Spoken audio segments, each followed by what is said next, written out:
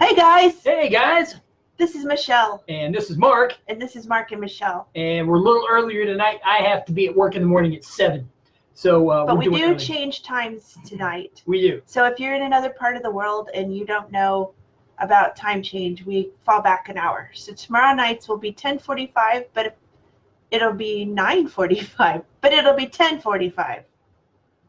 Right. So because we still do time changes here in the U.S. Most places. But anyway, we wanted to talk about growth tonight. Hey, Hi, Melissa. Krista. Krista. Actually, let's celebrate Krista for a minute because her severely autistic daughter actually said an entire sentence tonight.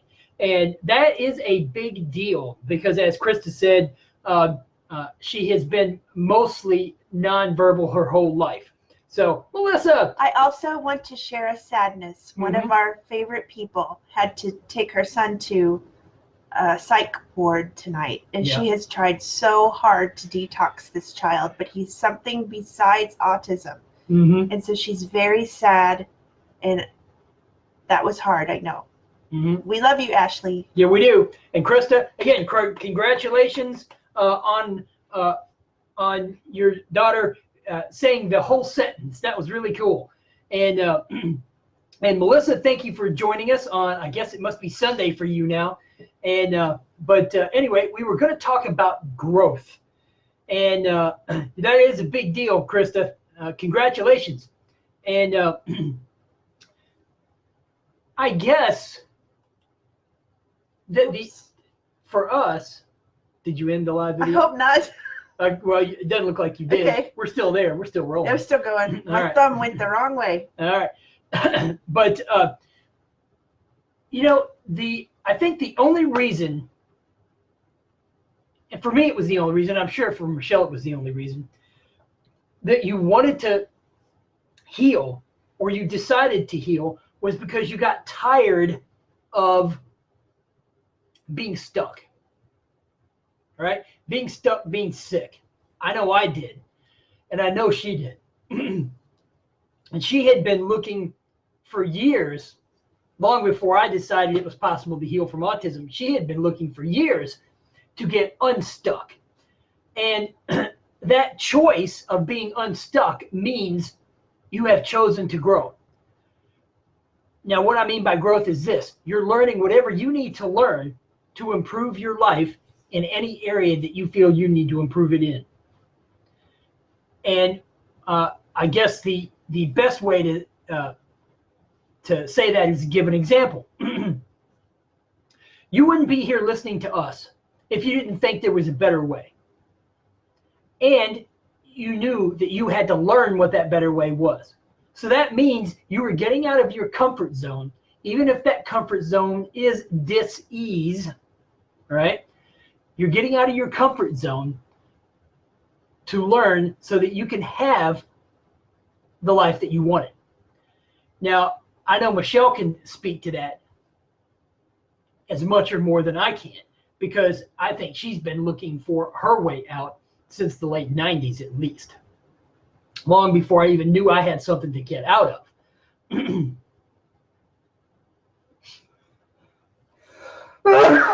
Excuse me. Our friend Krista says, thank you for congratulating her and celebrating her big win tonight. She said she had to ask her to repeat it so she could Chris had to ask her daughter to repeat it so she could understand her. That in itself is an accomplishment because it would have been pointless a few years ago. All right, that's interesting, Krista. You say it would have been pointless a few years ago. What do you think made Valerie, I think I have the right one. What do you think made Valerie be able to say that whole sentence? So that's the question we're asking her. What caused Valerie? Was it an improvement in health, diet, for her to be able to say that? Because obviously some new neural networks have grown in her brain for her to do that. So, but whenever you're ready, Krista. But wouldn't you say that that is true for you, sweetie, in that sometime in the late 90s, you were already feeling so bad that it was causing you discomfort already? I was already finding stuff in 97. I was already uncomfortable in 87, though. Well, good point there. But I was still firmly ensconced in my religious gestalt at that point. But Gestalt is system of beliefs. It wouldn't be much longer, though, that everything fell apart in our family. My sister and me and my mom all got Lyme. And we ended up having to stop going to church because we were all so sick.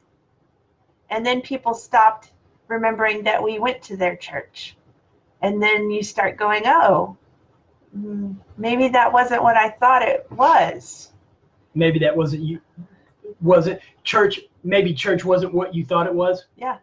And then my dad had been a pastor and he quit preaching to take care of his 3 women. And a man from one of the churches came up to him and told him he was going to go to hell because he quit preaching. And I was like, now where's the love in that? It was like, I was extremely hurt. I'm out of the movie now. But we were all very hurt. Because we were very sick. Yeah, we were really sick. Now we know it. Now I know because of medical medium, it was EBV, which totally makes sense because my mom had rheumatic fever twice as a child. And she almost died once. So I was already, by 20 years old, I was already questioning. Well, and that's the thing. You were questioning your condition. And by questioning your condition, I imagine the first few questions were, well, why me? Why do I have this? And probably the third and the biggest question out of all of them was, how can I fix this? I don't remember really ever being in victim mode because I just kept pushing. So You kept pushing what? I kept pushing to live life. Okay. And I guess I thought it was going to end at some point. I was going to feel better at some point. And I don't think I ever didn't believe that. Okay. So in other words, you had hope no matter what.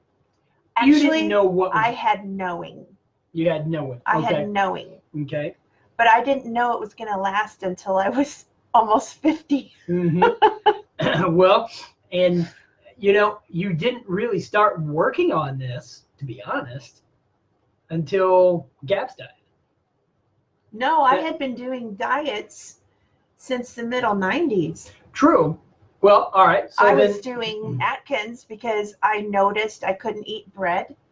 I noticed I couldn't eat cheese. I couldn't eat pizza. I couldn't have soda. I noticed these things, and I eliminated things as young as 25, 24. I mean, I was already stopping in college. At 21, I think I stopped my favorite Dr. Pepper. I stopped that because every time I had it, I felt worse.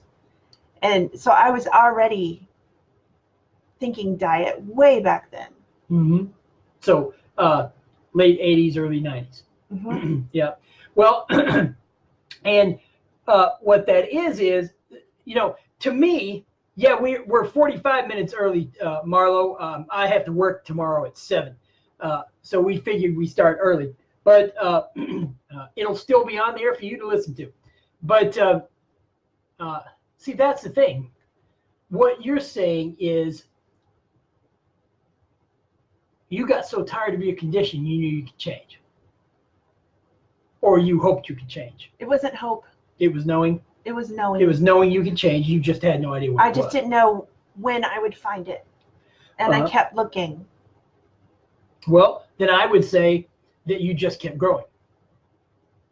Because you kept educating yourself until you found out the answer. The internet was amazing when that came. I mean, we got it in 95. 95 was the first time. There wasn't much on there. No, and I doubt seriously there was much on there as far as health goes. No, there wasn't anything on there. Yeah, and so you probably didn't really start. I guess I was going to bookstores. Yeah, we did. We went to bookstores a lot. Yeah, bookstores were our internet up until the internet was serious enough for us to use it. Right. And so bookstores In our first few months of marriage, when we couldn't get along and we couldn't figure out why, that's what we did. We went to a big bookstore in Atlanta, sat down and read books. Awesome. It was a great bookstore. It was. And it was a local bookstore for any of you Atlanta folks. Called Oxford Books. Oxford Books. I don't even think there's a single Oxford Books left in Atlanta, but that's what it was over on Far Road. But anyway, but see, that's the thing. In your head, you had this idea that it could be fixed. You knew it could be fixed for you. And so you just knew that you were going to figure out the answer. I don't know. I may have had like a little imp inside me that said, nope, you can't quit because you're going to get there. Mm-hmm. Mm-hmm. And I think that's what happens, though, is at some point. See, I never started questioning my condition until it started causing me problems. You didn't need it. I knew ice cream was a problem for you. Mm-hmm. Right. Well, I didn't know any of that was a problem for me. And I'll admit, I probably didn't know anything was a problem with me until just before I met you, about a year or two before I met you. And didn't know what it was, but I had such trouble communicating with people and getting information from them and me and them getting information out of me. I was like, I wonder what the deal is. But I didn't seriously start questioning it until after we'd been married for quite a while, you know. But that's the thing. You question yourself because you're aware of what's going on in your life. And when you start questioning, you immediately have to start growing if you're doing it right, I think. Because you're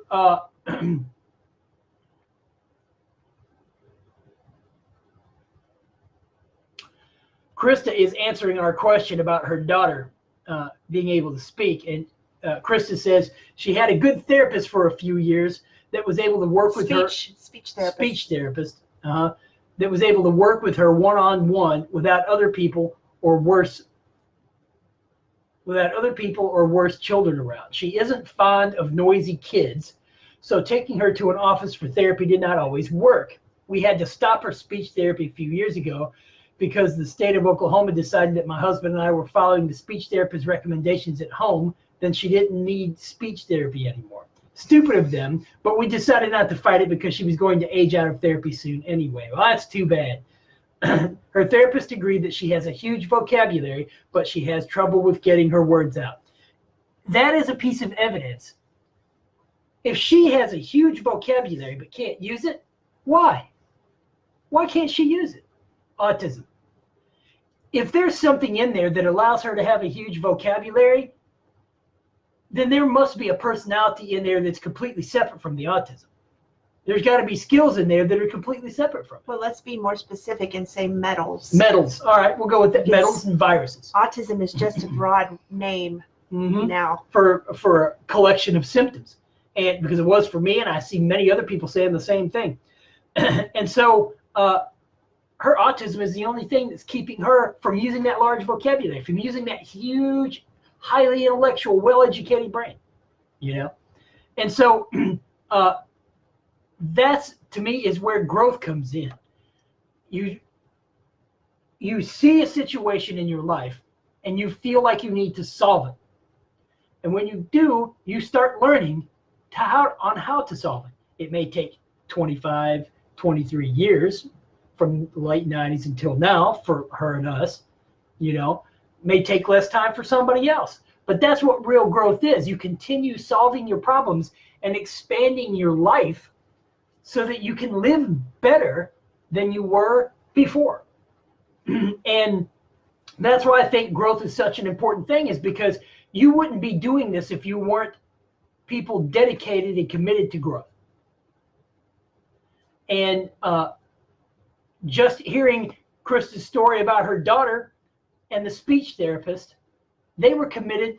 Even Valerie was committed to her growth, even though it might be difficult to find that out from her because she kept going to the therapist, right? So don't tell me that autism is such a superpower when obviously this young woman has a huge vocabulary, but she can't use it because of autism, right? Autism isn't a superpower. It just isn't. So anyway, continuing on with the growth, that's the only reason you're here, is because you went to other health people who talked about their stories and their ideas didn't work for you. You heard about us, you came to us because you were either doing medical medium or you heard of medical medium and you heard about our story and you realized, you know what, maybe I can grow in this area. Maybe this will further my growth. And that's what becoming healthy or regaining your health or recovering. Krista says, oh, yes, there is. She can read, but we are not sure what level she is. She can write and search for videos on YouTube. I love hearing that she's able to do that. That is awesome because she's not allowing her autism to stop her from learning what she wants to learn. That's awesome, right? So another clap. But what would you like to throw in? Anything else you'd like to throw in with the growth? Okay, so you guys know how hard it's been for Mark to give up meat. Mm-hmm. Mm-hmm. Okay. So you know also if you keep up with us, which is, every night can be hard to keep up with, but Mark learned of a belief that he had. Yeah. And had no idea how far it reached into his living life. Not at all. Mm-hmm. And we talked about how he removed that circuitry mm-hmm. for doubt. Mm-hmm. And guess what he has not even been interested in since he got rid of that circuitry. Now, talk about that. That's some growth. That is some growth. I kept looking for the solution to my problem. That's growth. And I finally found it. I had a very strong belief in doubting whether I could do anything, or doubting whether things would work for me, or doubting whether I could build a habit, or doubting whether I could be unaddicted to meat.